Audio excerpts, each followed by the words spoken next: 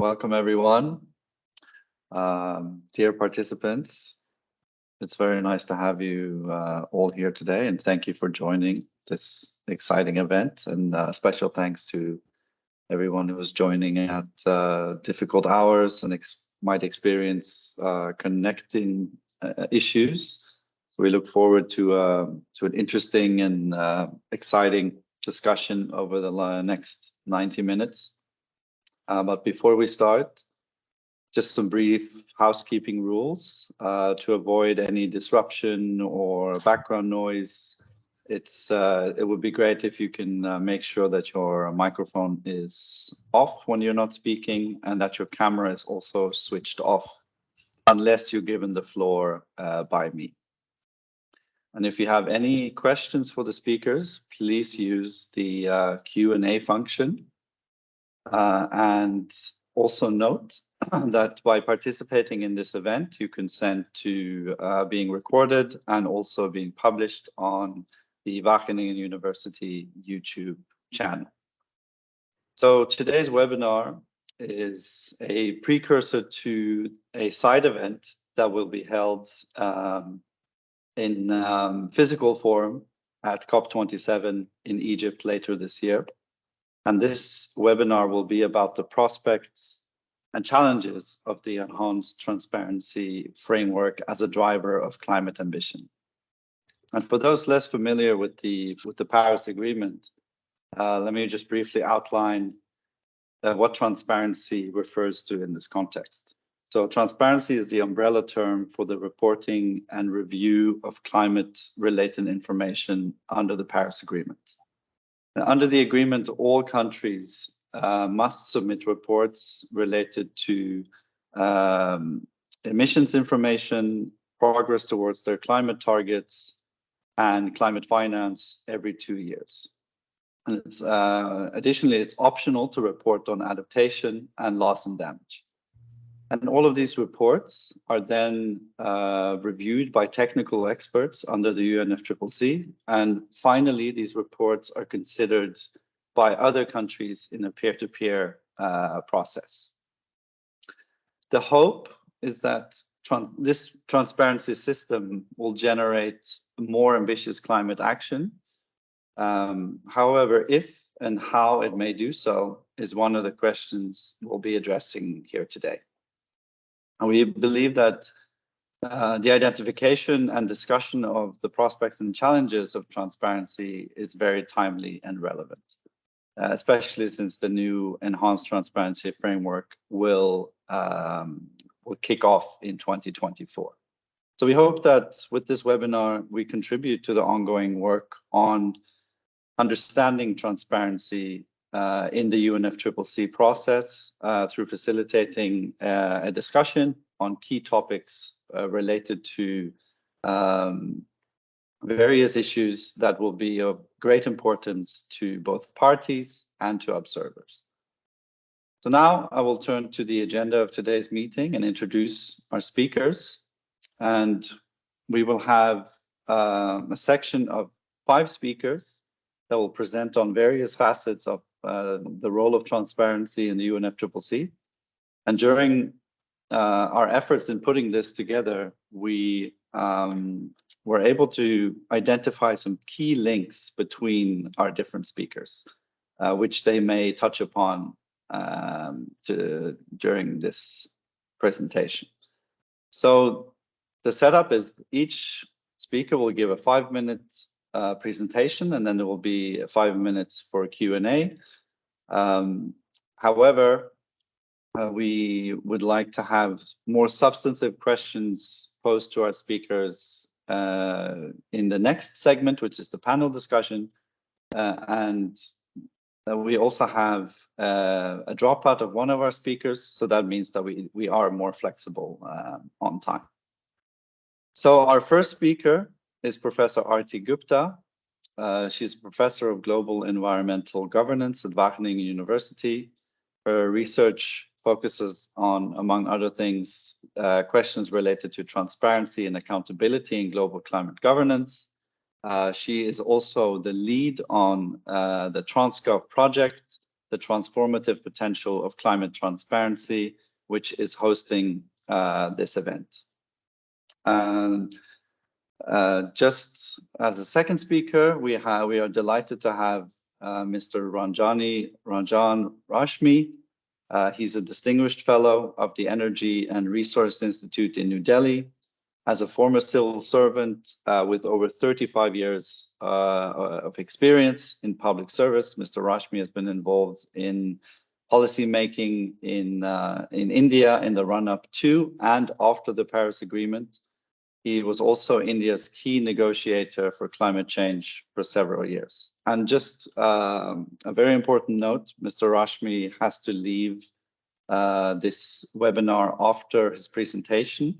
So for Mr. Rashmi, we would like to ask all the important questions to him right after his presentation. So please keep that in mind if you want to pose a question in the Q&A to Mr. Rashmi specifically in this segment. And thirdly, we have Dr. Britta Rennkamp. She's a senior program lead at the African Climate and Development Initiative at the University of Cape Town. Her work focuses on policy and technology in developing countries and the links between poverty, inequality, energy, and mitigation of climate change. Our fourth speaker is Shikha Bhasin. She's the senior program lead in the Technology, Finance, and Trade team at the Council of Energy, Environment, and Water in New Delhi. She leads research on climate negotiations with a particular focus on the aspects of the Paris Agreement, rulebook, and climate ambition. And fifth, but not least, Mr. Laode and Syarif is an expert in good governance, transparency issues, particularly on anti-corruption and legal and judicial reform. At present, he is the executive director of the Partnership of Governance Reform, or Kemitran, a leading Indonesian national organization on the issue of good governance in Indonesia. So, after the presentation segment, we will then have some time for a plenary Q&A, as I mentioned, and finally, I will be sharing the details of our side event in Sharm el-Sheikh later this year, and it is now my pleasure to give the floor to Professor Aarti Gupta. Please, Aarti. Thank you very much, Robert. Yeah, I'm just waiting for my slide. First slide, please. So yes, thank you very much, Robert, for that introduction, and thank you to everyone who has joined this webinar. I just wanted to use my 5-7 minutes to just talk about the project we have here at Wageningen, TransGov, which is looking at these questions of the relationship between UNFCCC transparency arrangements and climate action. And as Robert mentioned, as we all know, the 2015 Paris Agreement calls for an enhanced transparency framework to make visible country climate actions. And the assumptions associated with this, why make visible climate actions, is that such transparency will help to enhance accountability and mutual trust between countries and thereby stimulate climate action. And these assumptions are very widely held. So these are always associated with the enhanced transparency framework of the Paris Agreement, often mentioned by policymakers, academics alike. But the question that remains is whether transparency actually delivers on these promises. And in fact, there's very little empirical study of this. And that's the simple but important question that the TransGov project addresses. What are transparency's effects in practice, both in the global UNFCCC context and in diverse national settings? Because the assumption is also that participating in these global reporting and review processes is likely to have some effect in the domestic context in terms of prioritizing necessary climate actions, etc. So are those effects being realized? And we think that this question is important. These questions are important to ask because transparency, as we know, is getting ever more attention within the UNFCCC. And the infrastructures of reporting and review are expanding. So with that, I just, next slide, please.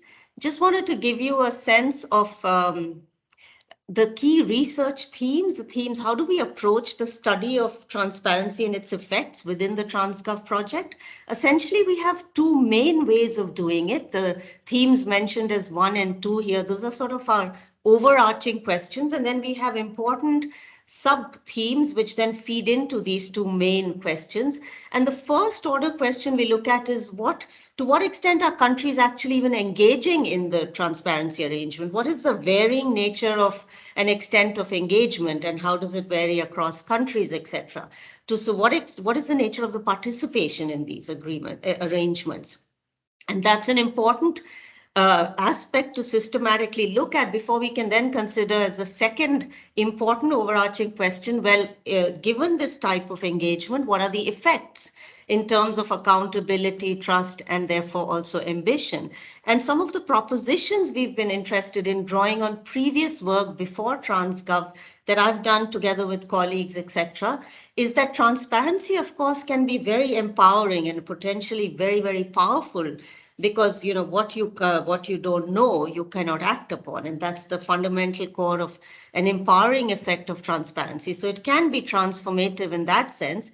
But in the specific politically contested context of the UNFCCC, could it also become a distraction? Could extensive reporting and review infrastructures substitute from actually taking substantive necessary action? So is it a distraction perhaps, or is it even, as a third sort of proposition, a site of politics? So instead of transparency being able to help alleviate political conflict by enhancing accountability and trust, etc., could it be that the very same types of political conflicts one sees in the broader global climate realm are reflected back in the types of transparency that are actually required? So transparency about what and from whom, and how is that related then to the nature of who has to take what kind of ambitious action? So those are some of our propositions. And then we also look very quickly, very briefly to share with you, we look at also, for example, the political effects of capacity building for transparency initiatives. That's increasingly something where a lot of resources and attention is devoted in the UNFCCC context. And our question is, what capacity for what kind of transparency is being built? How does it relate to the priorities that developing countries might have about the kinds of things they want to report on? And then also we look at transparency about climate finance. How is official reporting within the UNFCCC about finance actually making clearer that finance provided and received? And that's something that Robert, for example, is doing his PhD on in the TransGov project. And finally, also important emerging issues like digitally enabled radical transparency, what is called radical transparency, through remote sensing and satellite enabled real-time information about emissions and sectors of emissions, etc. And how does that, often fueled by non-state actors, how might that change multilateral climate politics based on sort of official country review processes? Next slide, please. So these are just some of the topics we're working on, and I will just finalize my presentation with just giving a hint of some of our findings and then pointing to what we see as important questions going forward, and also what we look to for COP27. So just on that first theme of our countries actually engaging, and to what extent are they engaging with transparency arrangements, together with a colleague, Romain Weikmans, I've written this article in Climate Policy where we developed a transparency adherence index. To what extent are countries, different groups of countries, adhering to the transparency obligations? And you can read all about it in the article. But just to make one point there, what our larger finding was that you could have full adherence to some sort of reporting obligation, or you could have a lack of adherence to it. But that tells us relatively little about the link to action, because that really depends on what kind of reporting obligation it is, how stringent it is. You could have full adherence to a relatively less stringent reporting obligation. So that's one theme we have looked at. And then on the politics of capacity building, we've also done a study of this, and this was with my colleagues Suzanne Conrad and Max van Deursen from the TransGov project. And here we looked at we see that the priority for capacity building initiatives is to build domestic capacity to report on greenhouse gas inventories and mitigation actions. Of course, this is very logical because these are the mandatory UNFCCC transparency requirements, but it leaves the question, what about other categories of climate action which might be of particular importance to developing countries? Loss and damage, adaptation reporting, finance needed, etc. So just to conclude some propositions for future research on the crucial question of the what, transparency about what, we find that the politically negotiated narrow scope of UNFCCC transparency focused on emissions and mitigation leaves out, of course, very crucial contested issues. The production side, there's an emission side transparency, but the production side transparency around fossil fuels, etc. And this is something we know, of course, it's also reflected in the transparency obligations. And furthermore, in terms of who is to be transparent and where the burden of transparency might fall, we find that the enhanced transparency, even about what is the focus, emissions, mitigation, etc., may come to rest more on developing countries. To some extent, it might be important to enhance the potential to report on these, but is that burdensome and what are the implications? We're very happy also to hear from our colleagues on these propositions and these whether in fact that is the case. And finally, just to say that we are interested in highlighting the politics of transparency in the UNFCCC, and to consider that although issues such as adaptation, loss and damage reporting, etc., are under prioritized in the official arrangements, but very interestingly, they do come back operationally within transparency negotiations. So there might be very contested issues in the broader UNFCCC negotiations, but they might get hammered out in quite specific ways in what are seemingly technical transparency negotiations with, of course, then political implications. And this last point is something we will probably see in COP27. We saw it in Bonn earlier, and I'm very happy to talk about it during the discussion. Last slide, please. So with that, I want to end and just highlight that we're very happy to collaborate with others on furthering this research agenda. And I want to this is our TransGov team with the PhDs and postdocs. Very happy to also, I just want to highlight that the picture with the UN Bonn, that's Max van Deursen, is the one who's organized this Pre-COP webinar, will also be moderating the session in Bonn. And we're very grateful to Max for bringing us together and doing this. And he's unfortunately this morning a little sick, so he's a bit in the background, but just to highlight that. Thank you very much, and back to you, Robert. Thank you very much for this, Aarti. I think you laid the groundwork for a very fruitful discussion later, and we will of course come back to all of the points that you made. But now let's give the floor to Mr. Rashmi. Please take it away, Mr. Rashmi. Thank you very much.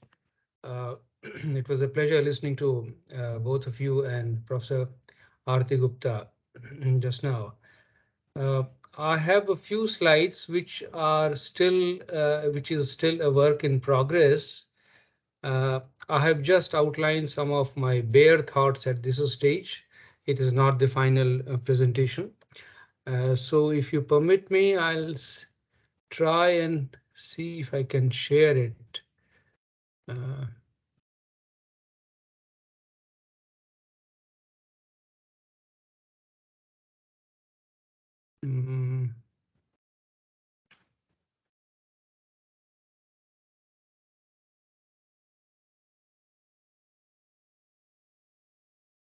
Is my screen visible? Yes, it is. Yes. Do you see the slides? Yes, you can see the slides. Okay. Okay. Thank you very much. So I will try to explain from my perspective as to what the enhanced transparency framework should mean in the context of the global stocktake. I was very happy when Professor Gupta mentioned that there is a slight danger if we emphasize too much or give too much of importance to the procedural aspects of transparency. and it becomes more of an exercise in fixing accountability rather than trying to fix the climate problem. So transparency actually is a means to an end, and the end is that the end, of course, is the global stocktake, which should determine how we can advance ambitious actions. Now, therefore, we need to take a very balanced view of the transparency framework. It's not just about reporting, it's also about support. Transparency in terms of actions as well as support. Because there is a significant change in the framework established under the Paris Agreement, unlike in the UNFCCC or its predecessor or predecessor to Paris Agreement, where the world was divided and the responsibilities were divided.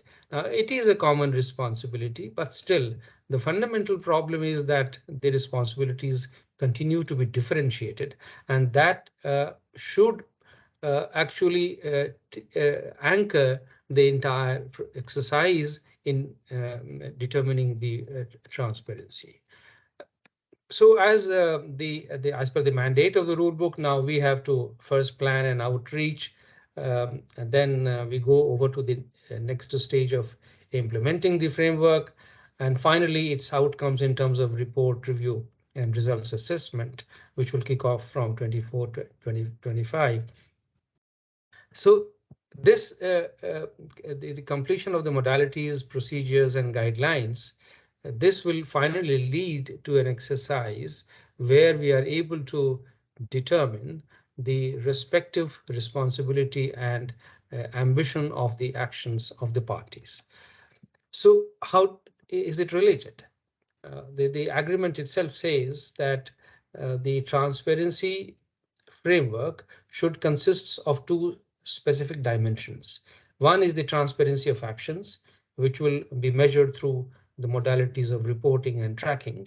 And the second is the transparency of support, because now everybody is committed to take actions, but those actions have to be rooted in a framework of responsibility, and that is guided by the kind of support that is available.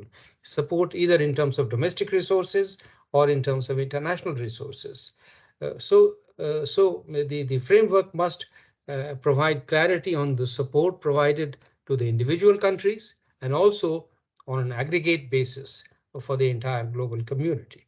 So the question is the current transparency framework sufficient, adequate, and fully comprehensive enough to provide transparency on these two dimensions?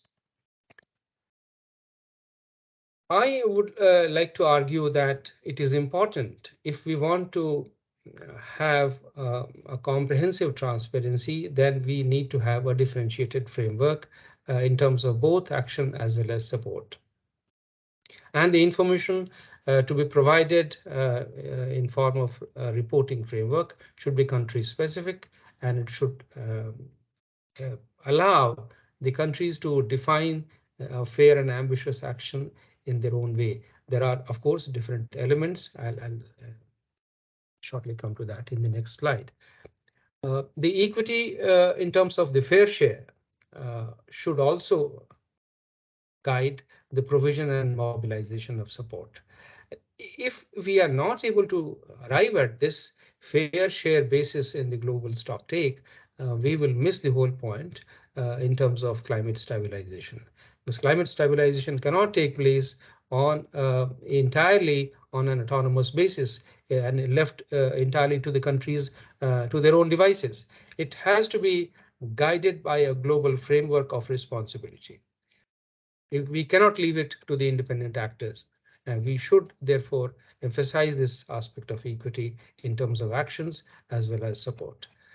Now, what are the key elements where this kind of differentiation and equitable basis of action and support can be envisaged? One is in terms of reporting. Of course, there is a provision that we have been discussing and negotiating the common tables and the formats for reporting. But here we know that the NDCs are different in different countries, Therefore, the manner in which this reporting will be done will need to be differentiated. Second, similarly, in terms of tracking, all the countries do not have a uniform system of national inventory management system. They need to have to build capacity. But therefore, the way it is going to be tracked, the way the inventory is going to be prepared and reported is also going to be different. So therefore, the third element of the equity in terms of an enhanced transparency is building capacity, building programs for training, and providing them support for this purpose. Finally, and most critical element is the kind of support in terms of finance that is available to take these actions. And that has to be based on a fair share of responsibility. We unfortunately, so far, we have not been able to agree on a definition of fair share. Maybe it is the right opportunity for us. Maybe enhanced transparency framework cannot do this, but the global Stocktake can certainly do this. It should establish the principles for defining the fair share based on which the actions will be measured in a transparent manner. So the possible way, I mean, I would the basic fundamental premise that I am proposing for your consideration is that equity is important for the GST. It must anchor the entire GST process based on the principles of principles which guide the Paris Agreement. And therefore, equity is about including and reflecting on the questions of fairness, both in the process and the outcome of the GST, which is the final, the end result of the enhanced transparency framework. I'll not spend more time here because this is essentially, expanding on the fundamental notion of equity. The central point is that if we forget this notion of equity in the GST and think that enhanced transparency framework is only about measuring the ambition and the actions without taking into account the respective capability, responsibility, and capacity, then we will be missing the point, and we will not be able to, achieve the final goal which we hope to achieve through the GST process. Let me stop here, and thank you very much for this opportunity.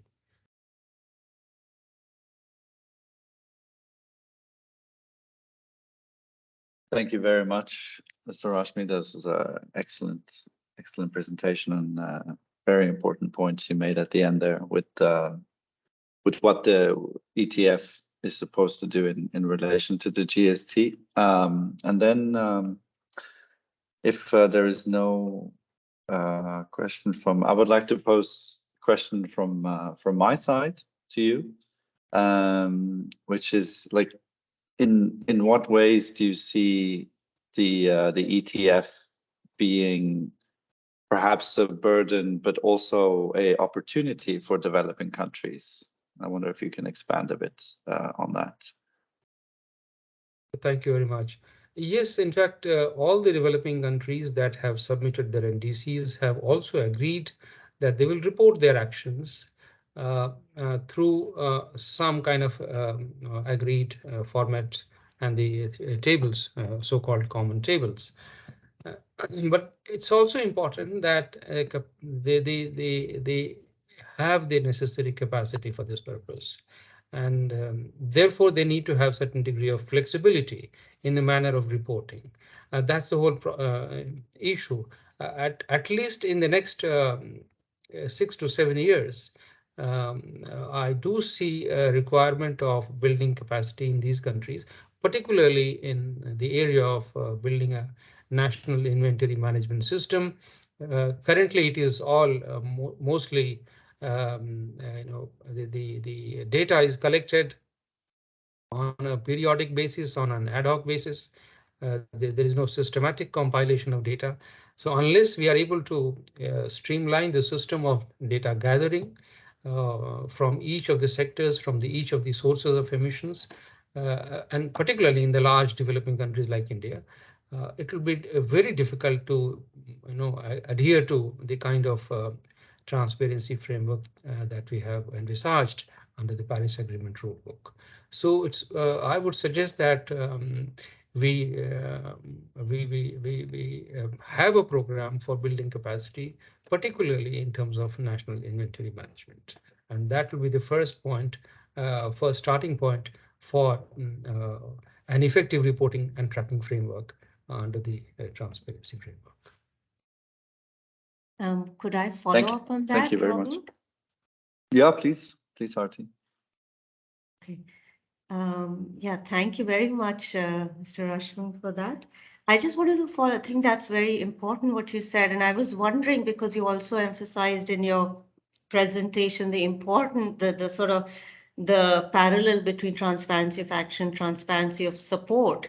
And do you feel also that because it's also very challenging for developing countries to report on support needed, right? So that would be, do you think, could you reflect on that a little bit? That's an important imperative, but can also become quite contested. And when we talk about transparency of support, it then becomes a discussion about, well, you want transparency of support provided, which has its own challenges, but also support needed. And then that gets complicated because then becomes about, what has the support gone to, etc., conditionalities of different kinds. So is there also capacity building needed there? Is there some way in which those challenges can be addressed for a country like India, for example, or others? Thank you. Yes, I think that's an important point. Of course, the donors and the countries which are putting in money through an international process, they would expect that the funds are utilized properly in accordance with the objectives of the agreement. And I think the Paris Agreement does provide an opportunity for that.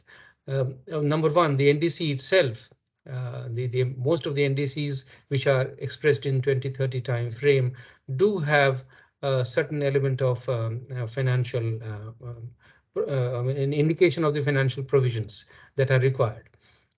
Secondly, there is also a requirement under Article 4.19 about low emission development strategies in the long term. So I think the low emission development strategies are the basic document which could be used as the basis for reporting the kind of financing support that is required by the countries.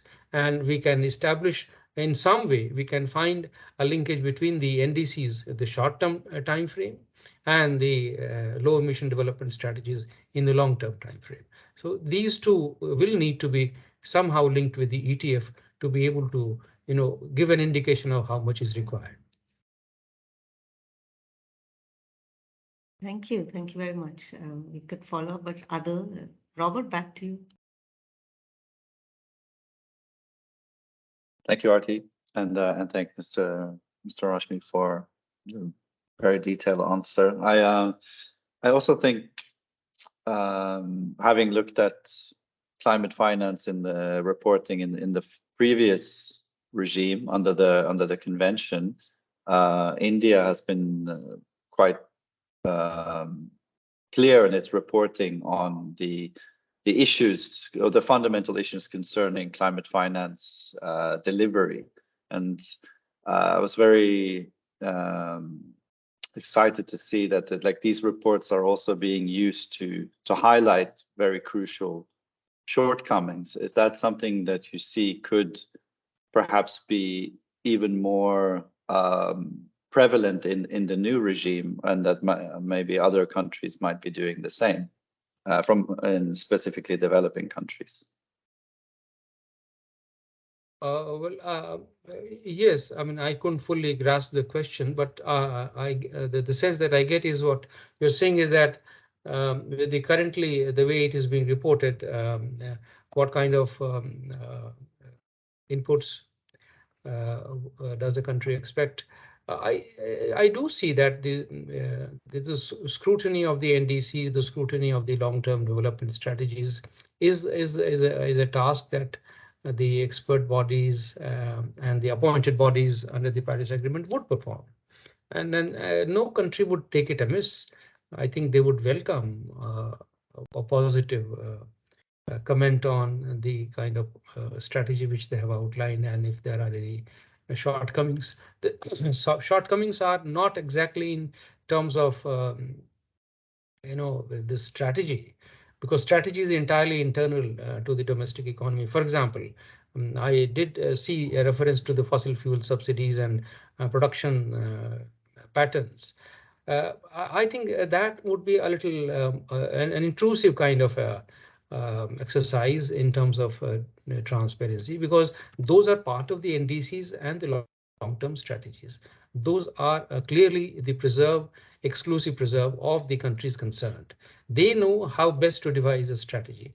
What we should be concerned with at the global level in terms of transparency is the final outcome. Are we really moving in consistently in the direction in which we have pointed in our NDCs or in the long-term strategies? Whether we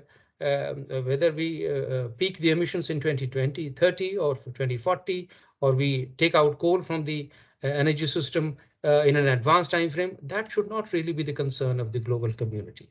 So I would advise caution as far as transparency framework is concerned in trying to detail or go into specific details of the strategy itself. Thank you very much.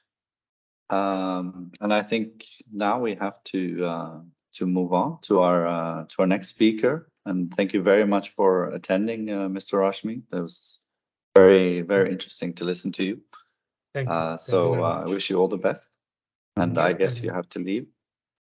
But we'll see you at a side event, right? Yeah, surely. Yeah. I'll be there.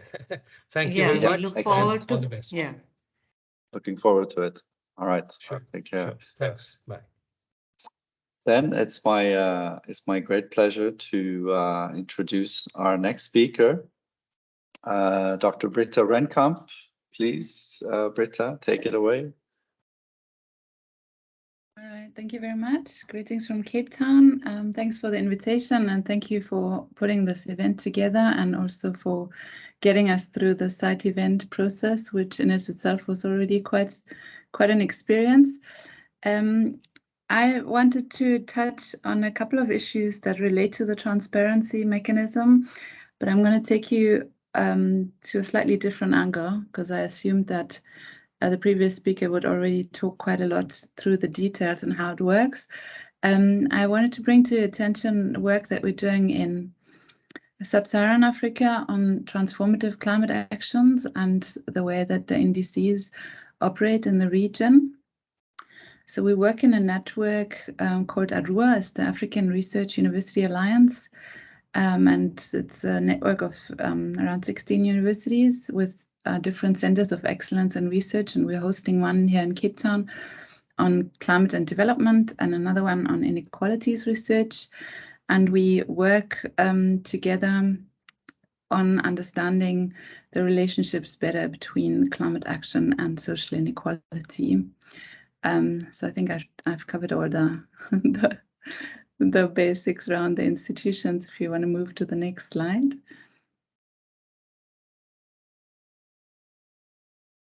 I can't see them moving. Do I have to move them, or is someone else moving them?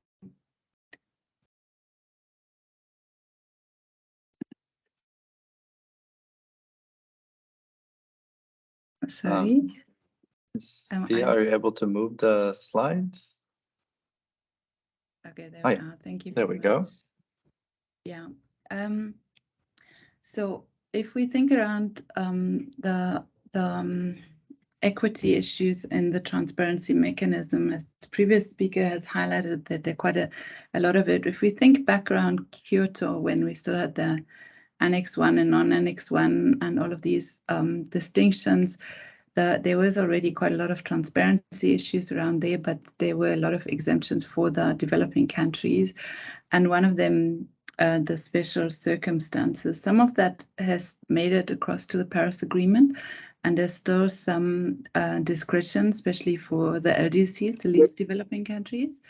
But at the moment, the way it stands, there is inventory reporting that takes place on the biennial basis using the IPCC methodologies for developed and developing countries. So we've got two things, that we have quite, standardized methodologies and also the tables that were mentioned, but we have a diversity of NDCs actually. And what are the NDCs? They're nationally determined contributions, right? So they're the anchor of the Paris Agreement. They all we have really to translate Paris into climate action in the countries. Now, if we look into sub-Saharan Africa, and I've highlighted for you the countries that are part of our network, and in the case study countries, which are South Africa, Kenya, and Ghana. But what's interesting about this region, it's comparatively empty to continents like Asia, but population growth, the demographics are changing, and we're expecting it to be 2 billion people by 2050. So there's a massive human development agenda associated with the region. But at the moment, as it stands, it's the closest that comes to net zero, with carbon emissions, the global contributions around 4%, and a big share is in South Africa, actually, with its big emissions, quite coal-driven electricity system. So in a way, there are opportunities, but there are also a lot of challenges. So now, it's also the region that has the highest inequalities in the world, but it's also a region that's most vulnerable. So if you talk equity, it basically needs to understand vulnerability to climate change, but then also the inequalities, because you need to understand inequalities before you can actually come to equity, because equity is a result of the measures that you put in place to actually manage inequalities.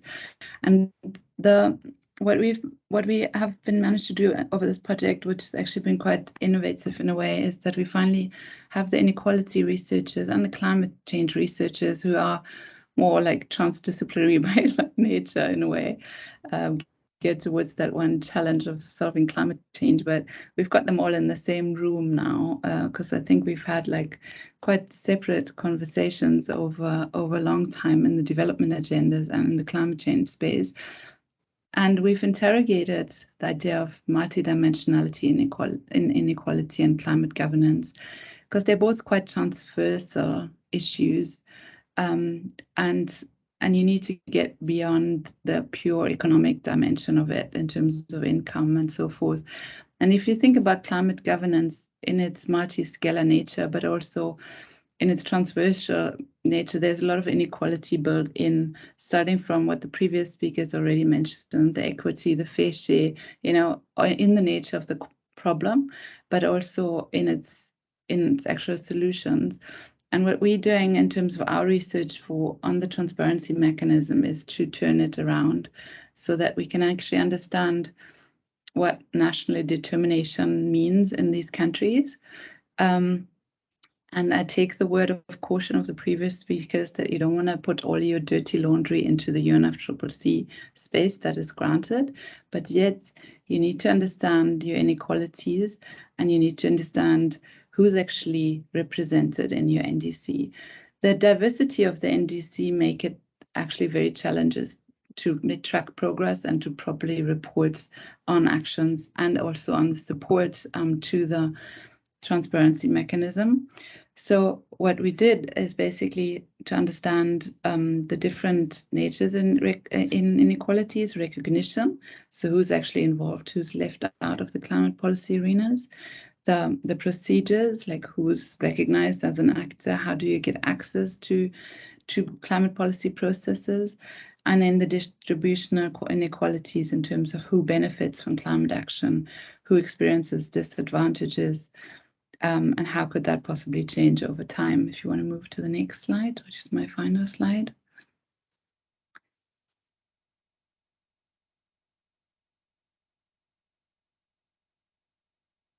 Yeah, Sorry, can we move to the next slide, please?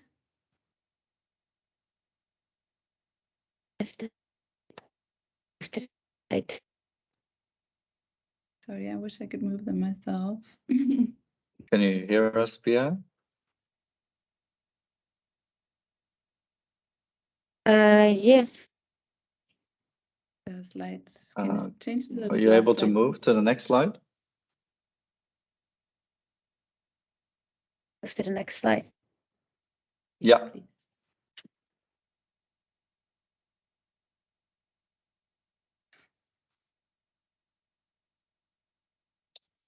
Are you having problems with your connection, maybe? Hi, can everyone hear me?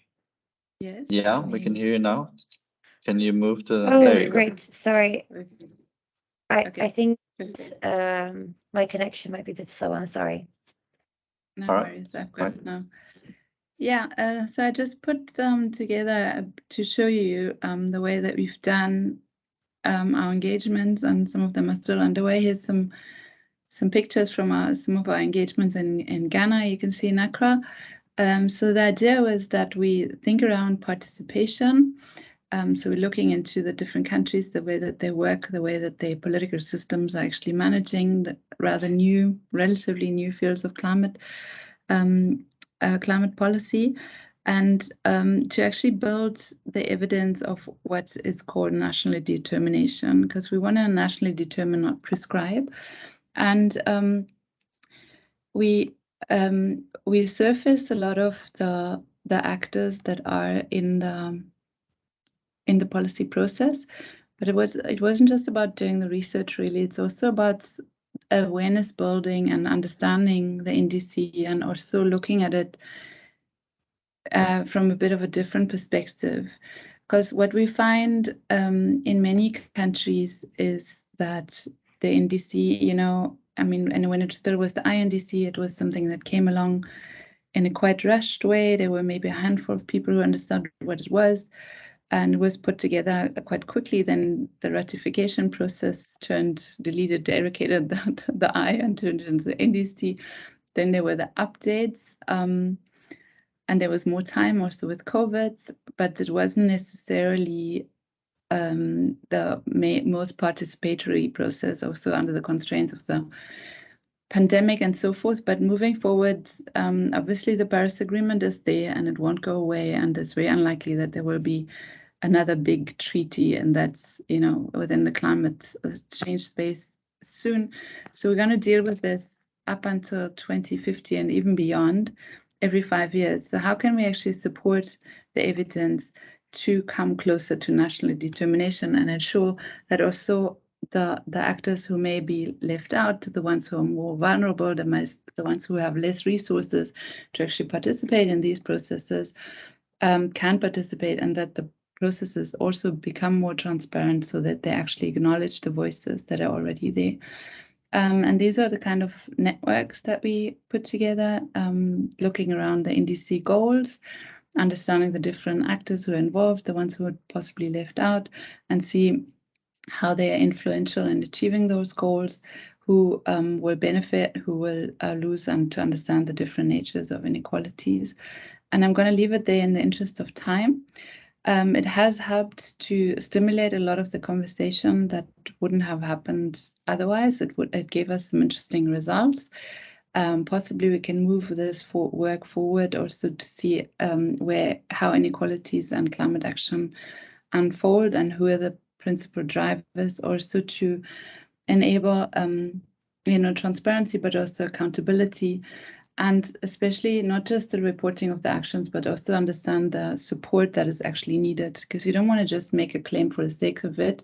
You want to make a claim that's sustained, and you need to understand the actors and the disadvantages that actually evolve from climate change in a way that is participatory.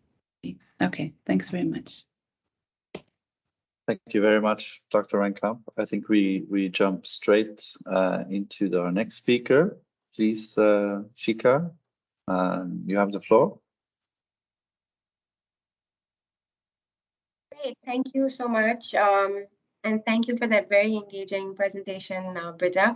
I actually don't have slides, so I hope you'll all bear with just my face and my voice. I am from the Council on Energy, Environment and Water, which, as some of you may know, is amongst Asia's leading not-for-profit research institutions. We primarily use data, integrated analysis, and strategic outreach to impact sustainable development at scale.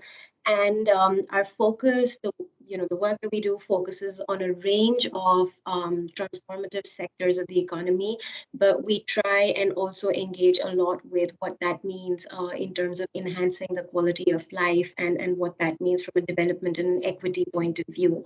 With a very strong view to enablers like sustainable finance, technologies for the future, circular economy, as well as international cooperation. Now, I work across two programs, one of which is the Climate Negotiations Program, where a lot of our time goes towards understanding, the upcoming areas of transparency, of capacity building, accountability, and very importantly, what all of these mean for climate ambition. So we work closely, with the Secretariat, but also with stakeholders, including, as partners in the TransCov project, because we recognize that transparency truly is one of the key pillars, of the international climate regime, and without adequate movement in this space, views or thoughts on climate accountability, will remain at a level of just making pledges. So having said that, as Aarti had said, right, that these terminologies are often associated very closely with each other, that without transparency, you cannot have accountability. But the question really is that, does the enhanced transparency framework is it leading to greater accountability? And I think all of us are curious to understand the papers and the findings that the TransCov project is going to put out there. But if I could take a stab at perhaps pointing at a few areas of accounting that we had hoped the enhanced transparency framework would actually try and solve for. Unfortunately, we see that there are still several gray areas. Which continue to support masking the non-performers within the ambit of the UNFCCC, Conference of the Parties.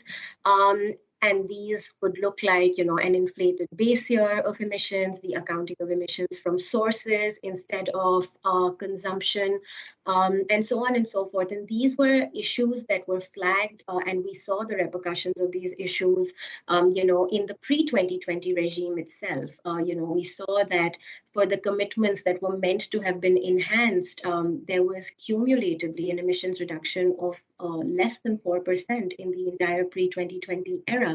And a lot of the countries, that were non-performers, in part were also hiding behind inflated base years and emissions that, we today know as hot air emissions, taking into account deforestation, so on and so forth.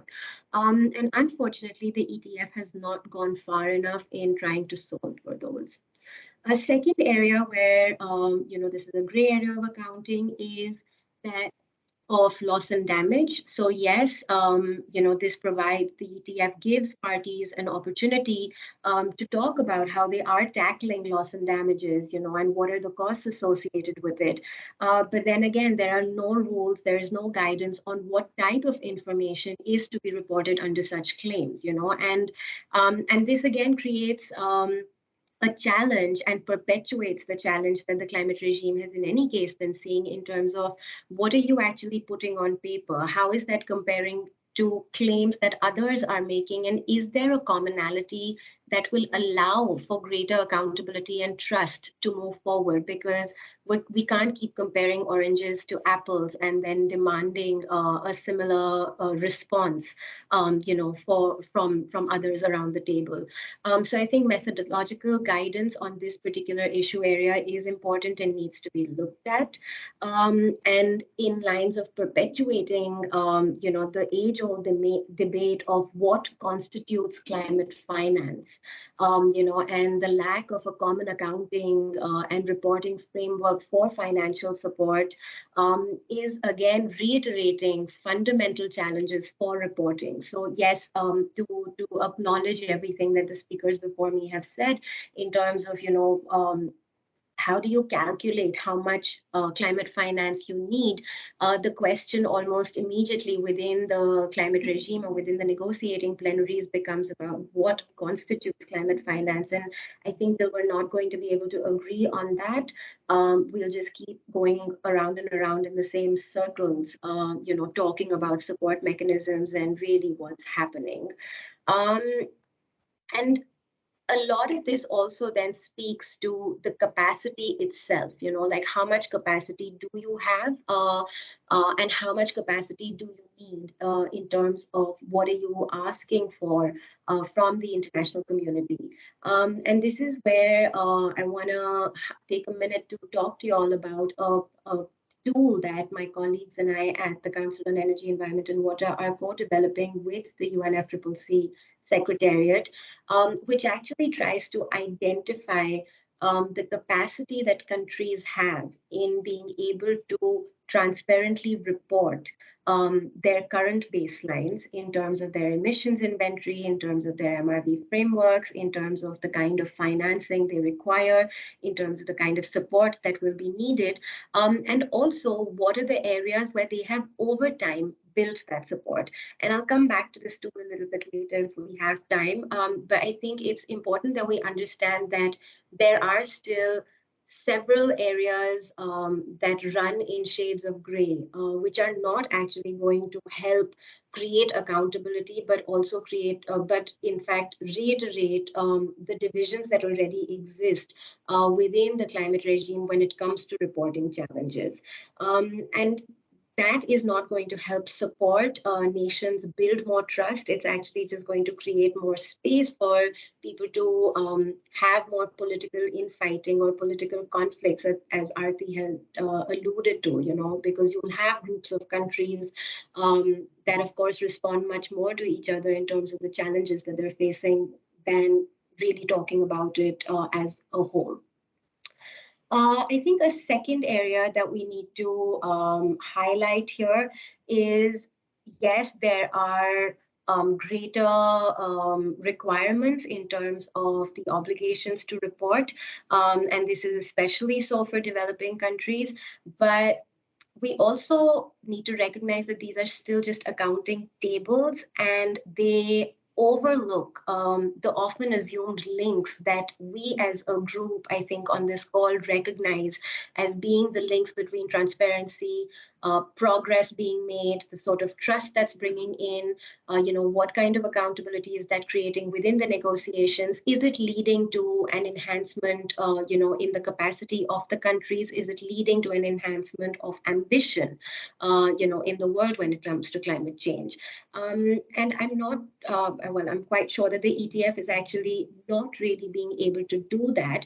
And while, of course, I acknowledge that this is, the existing arrangement that's been placed on the table is complex to begin with and does require quite a lot of technical expertise to comprehend the information that is being asked of, and then, of course, also adequately report it. But I think what is also needed if we really want to link transparency to accountability is to come up with indicators that actually tell us in a fairly objective manner, and demonstrate how a country's performance, both in developed and in developing countries, is changing over time vis-a-vis climate change, and that, of course, includes mitigation, but also adaptation, and then aspects of loss and damage, the kind of cooperation support they're providing, whether it is north-south or south-south.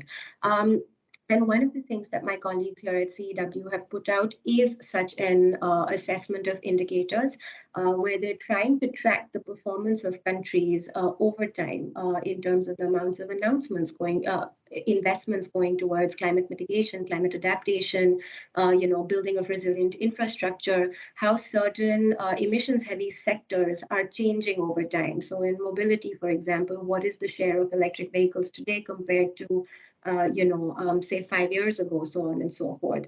I think these are the sorts of indicators that actually might help bring about a certain level of ease in the conversation around accountability and progress, really, when it comes to climate actions in the negotiations. The third point that I want to talk about here is the challenges that developing countries are going to be facing. So while the ETF does well in imposing the need for granularity in data, and then at a macro level, identifying the need for MRV structures and institutional structures, as well as procedures that will be required for countries to be able to sit around a table and talk about, these data points. The capacity constraints that developing countries will have, I think, need to be made institutionally or architecturally a part of this framework, because they will require capacity building, not just at a government or a macro level where several countries still exist around the world that don't have the right institutional, legal or procedural capacities or mandates in place to be able to report on it. And even in the cases where they do, as Mr. Rashmi was saying, the granularity of data that is being requested here is starkly missing across developing and emerging economies. And to be able to address that, there needs to be a proposal that ETF gets accompanied with financial and capacity building support measures, so that the conversation does not end up becoming a pointed blame game again between groups of countries, but really a systematic movement that allows for parties to be able to talk to each other and move forward in terms of implementing the enhanced transparency framework, rather than continuing the conversation on what the challenges of it might look like. I could stop here, but if I have another minute, I could also talk a little bit more about accountability. Robert, I'm looking at you. Yeah, could you take that into our panel discussion a bit? Because that would be really relevant, I think, for the panel discussion. So but thank you very much for this, Shikha. Excellent presentation, and really good points you made about the objective indicators. I would like to hear more about that as well. But now I think we have to turn to Mr. Laode and Syarif. Please, the floor is yours. Take it away.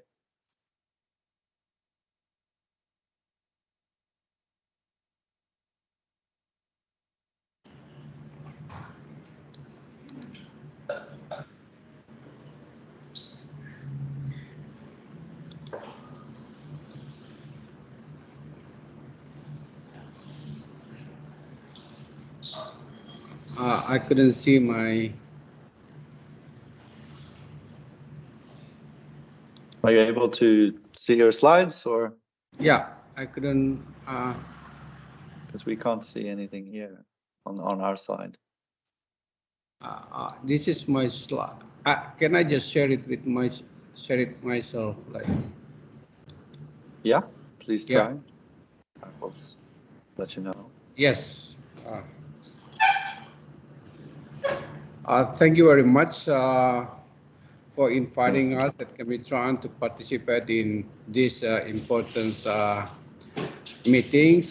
Today, I think I'm only talking about the footnote of the previous speakers, because I'm going to project level and how we at the Kemitron are implementing enhanced transparency framework of climate actions in project level.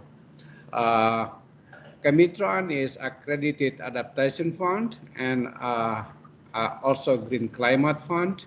So in every project that we trying to build, we always actually, the gender aspect of climate change, it is clearly stated. For example, this is the provision of sex aggregated data, comprehensive gender assessments, establishing gender focal point and grassroots levels, also ensure full inclusion of women in decision-making process, a provision of international a provision of information and accessible financing, involve women in innovative technological application, and of course, an effective gender-related information and strategies. Those are givens, and also stated that gender mainstreaming in enhanced transparency framework, it has at least to consist of those three components. The important one, gender inclusion in climate change action, and the essential part is capacity and awareness building, and the necessary at the grassroots collaboration. Those are becoming new norms if we want to develop climate change related project, especially on adaptation fund and green climate fund.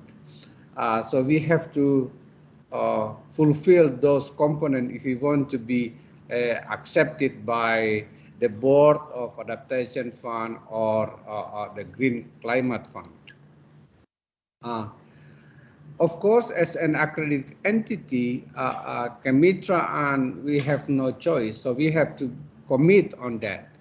For example, in every project that we develop, we have to include initial gender assessments, a provision of segregated beneficiary of data, and also identification of existing women group to involve in the project, even also ensuring woman involvement, at least 30% of all participants of the beneficiaries of the project. And also related to the above, we are also ensuring women's involvement in decision-making process and the establishment of women business group and support with necessary skill and equipments, and also strengthening involvement of youth and youth groups to accelerate climate actions, and the last two, training of women in youth in utilization of technology and appliance, and provide room and assistance to women to speak among them in raising concerns and hope for the future developments. So those are normative kind of guidance that we have to follow if we want to develop adaptation fund project or green climate fund project. However, I think it is also important to underline this, the challenges and the opportunity to fulfill those requirements. Because, for example, we can create it a proposal, but actually it is only fulfill the formality of participation. For example, in many projects, they need a letter of acknowledgement from women's group, for example, or no objection letter for certain group of people, or the government, stakeholders mapping, guided formal meeting, and survey questionnaires. But these methods, this kind of formality, sometimes we need to be careful, especially if dealing with the beneficiaries, the direct beneficiaries of the project, especially in rural setting, or even some of them in indigenous people's actually setting. So therefore, I think the most important ones are how we engage them with meaningful participation. First, we have to consult them, to inform them. And the second, we have to genuinely consult them and involving them in since the drafting of the project or the project documents. And once we actually try success, then we have to collaborate on them, and usually it will become very helpful to empower the women. So meaningful participations on people being willing and to be able to participate and express their full or their voices, but also they have to be able to, as a part of the decision making of the project itself. Lastly, I just want to show you some concrete action of adaptation, two adaptation project that we are actually running at the moment. We are gathering people, women business group, and also homemade farming in Bulukumba. I was trying to assist them with their backyard or front yard of their house. Also mangrove planting and Pekalongan is trying to tackle the sea level rise and land subsidence in Central Java. And of course, there are some innovative work. For example, in the past, Zalaka sell it fresh to the market, but they have excessive production, so they making it into chips and several others. So I think I'm stop from there. And if you guys are actually interested in how we are at Kemitra and in approaching the importance of transparency in the involvement of women, that we are happy to discuss it. And thank you very much.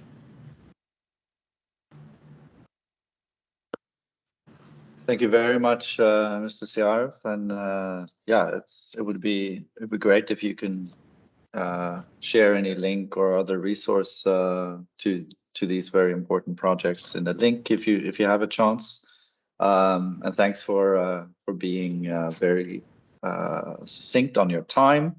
And now, without any further ado, I think we move straight into our panel discussion. So if all our panelists could turn on their cameras, and then if anyone from the audience wants to pose a question, please do so in the Q&A. But I would maybe start us off with one question. So if I would like to get all the speakers insights on whether like how, if you could redesign the Paris Agreement's transparency system, what would you change from the way that it is currently structured?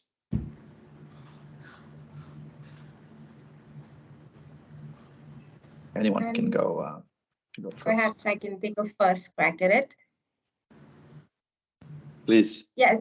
So I think, as I mentioned in my previous intervention, I think the transparency framework, or the way the transparency mechanism has been designed in the FCCC, did not and still does not actually allow for regular negotiators as well as regular stakeholders to really talk about what the progress has been or what the contributions of a country are towards climate actions, right? So yes, it gives very detailed data on the emissions, you know, and I think inventory is very important. You need to have that be a part of the transparency framework.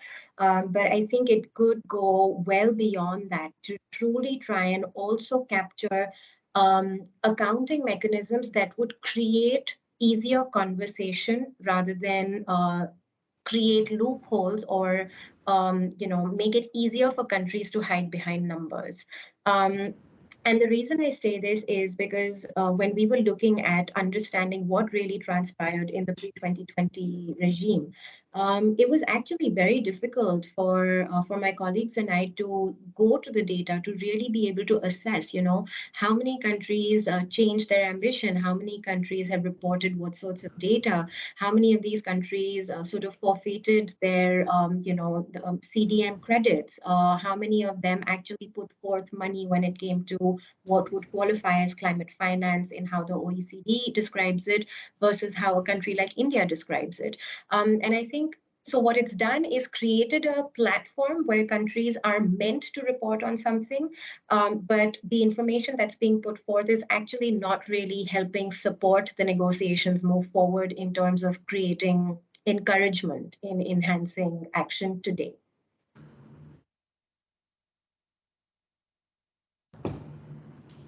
Thanks very much, Shikha. Please, Britta, jump in.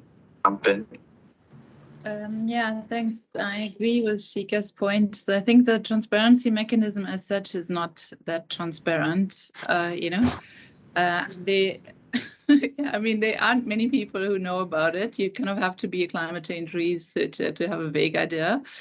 It's not really in the open, or to like, it's not in the media, or not really like reported in a way that's like an average informed citizen would really know what goes in there. So I think it should be more transparent in itself, and it should be more inclusive. And the way I think that could be done is in making it more people-centered. So as Shikha was saying, it's very technical. It's on the emissions. It's on like numbers that come out of somewhere. But if it was more interactive, if people could report more easily on their projects, on their actions, and so forth. And I mean, there are a lot of initiatives, also the app and the Act Now and all these sort of things. But it could be a lot more inclusive in the way that not all the reporting sits with the governments, because it's something that's it's become an issue that can't just be held at government. And as researchers, but also as citizens who are trying to act on climate change, I think the reporting should also be a lot more inclusive and hybrid, and possibly digital as well. So that's my take on it. Thanks. Can I jump in? Robert? Oops, there seems to be an echo. Please, okay. You're fine now. There's no echo now, so please go ahead.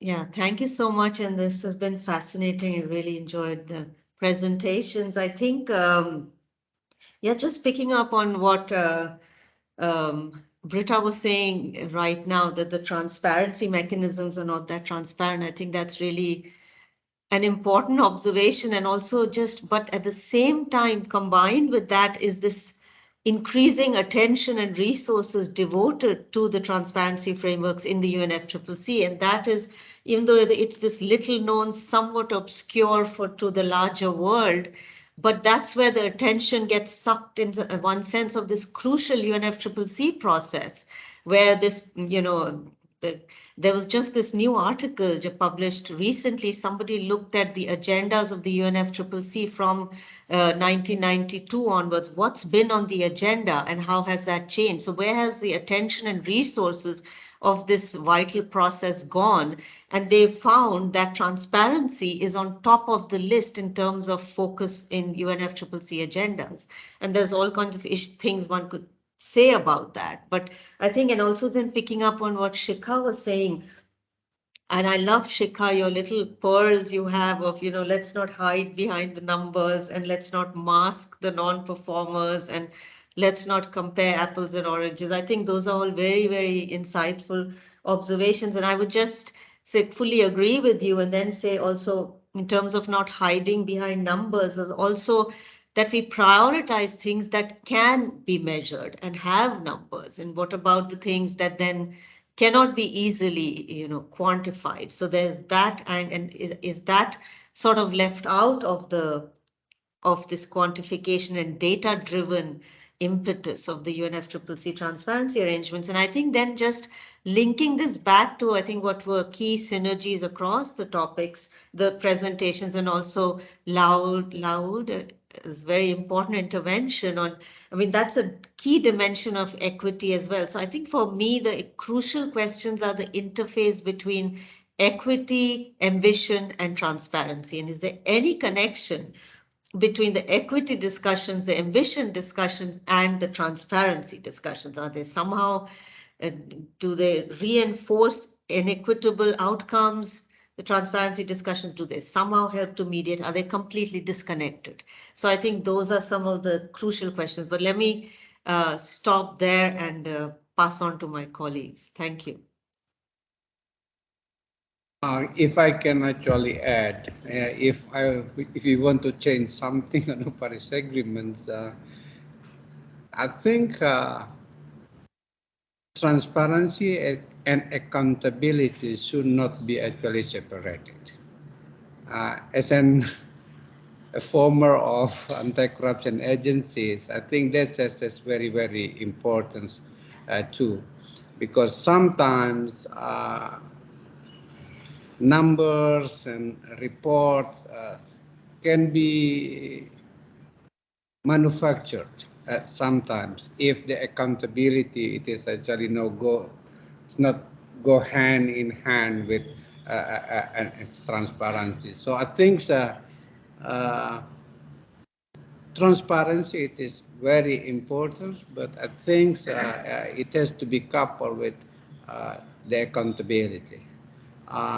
Being the implementers of adaptation funds of I5 project,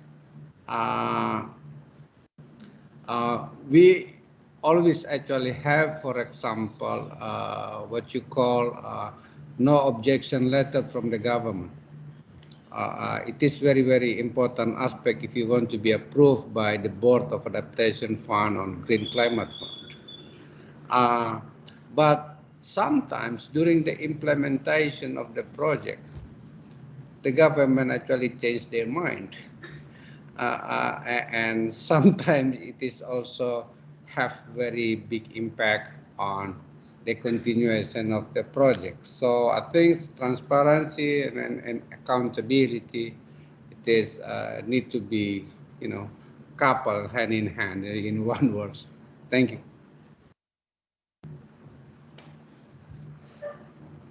Thank you very much, Laode.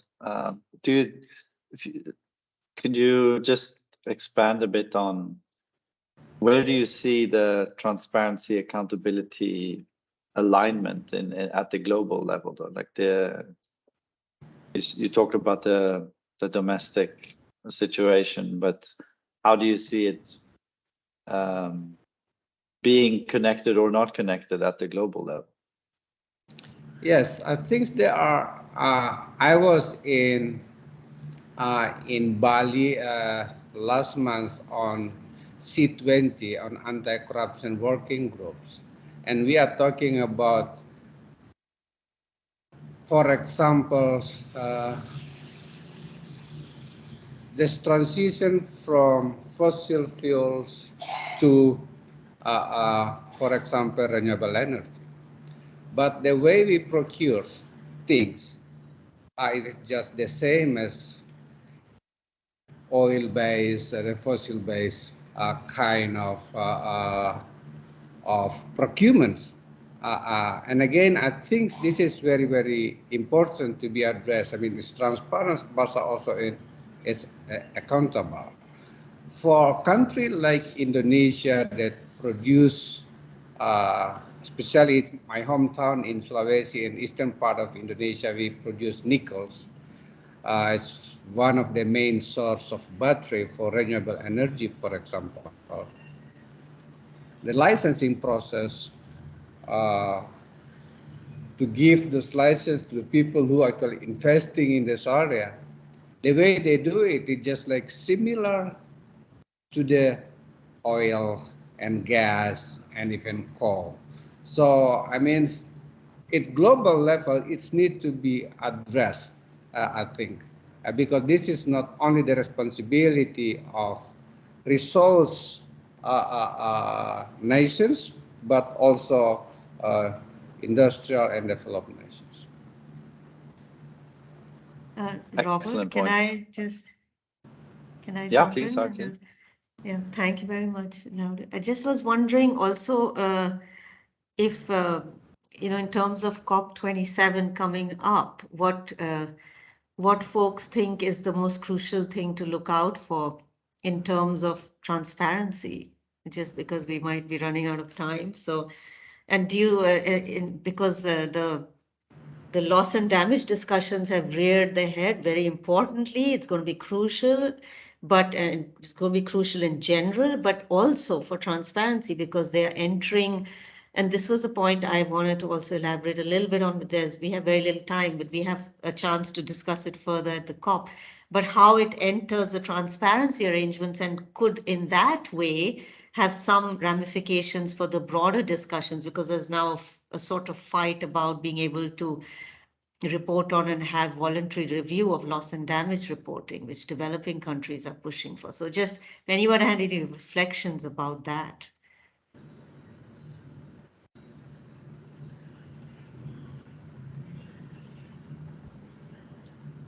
Are you asking me or other panelists? Just any of us, So anybody who has a perspective on that, because from the TransGov project, we find that an important development that sometimes in these, what seem to be technical and obscure transparency negotiations, you have very highly contested issues, which then have material consequences for the broader discussion.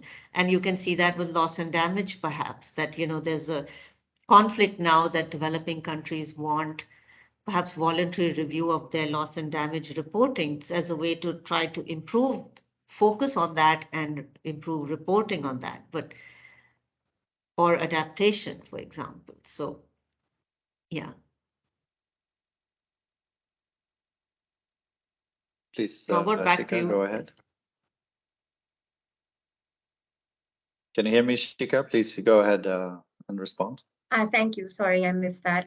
Yeah, I think just a very quick point, given that we have 2 minutes, is I think it would be very, very critical, in addition to what you've pointed out in terms of the voluntary review, is to also see how investments or support towards loss and damage gets accumulated under climate finance, right? And I think it will make the debate around climate finance and international support even more murky. So I think that's an issue I'm hoping gets tabled. It's something that we've heard in the corridors, but I'm not sure if any countries actually tabled it as yet. So that's the one thing I'm really looking out for.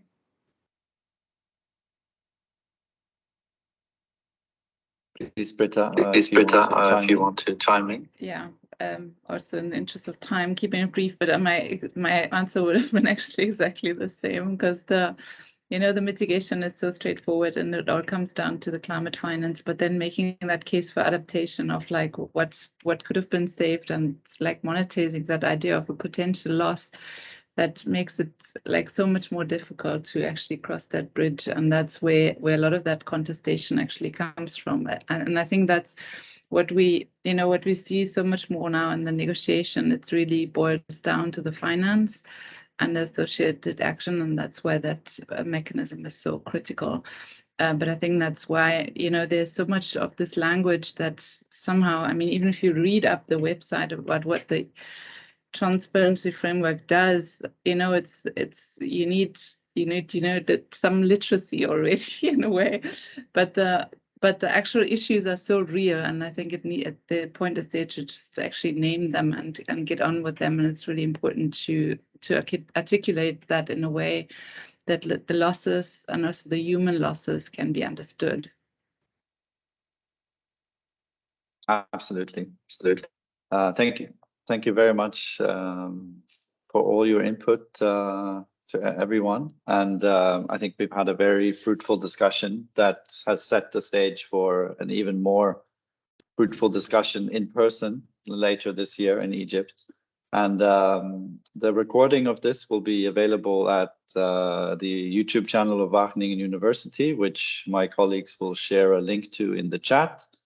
And at COP27, we will host this important side event of ours to continue these discussions of the enhanced transparency framework of the Paris Agreement. And this side event will take place on Tuesday, 15th of November at 4:45 to 6:15 in room Tutankhamun.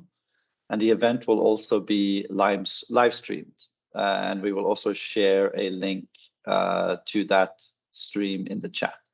So with this, I will thank everyone for joining, both speakers and our audience. And I hope to see many of you, if not all of you, in our side event in Sharm el-Sheikh next month. So with that, I leave you, and thank you and goodbye. Thank you very much. Thank you very much, Max. Look forward to seeing you all in person. I may bring some coffee from the project. Wonderful. Excellent. Looking forward to it. Small package. Okay. Small package. Thank Okay. you very much. Thank you very much. See you all. See you all soon. Bye. Yeah. Bye bye.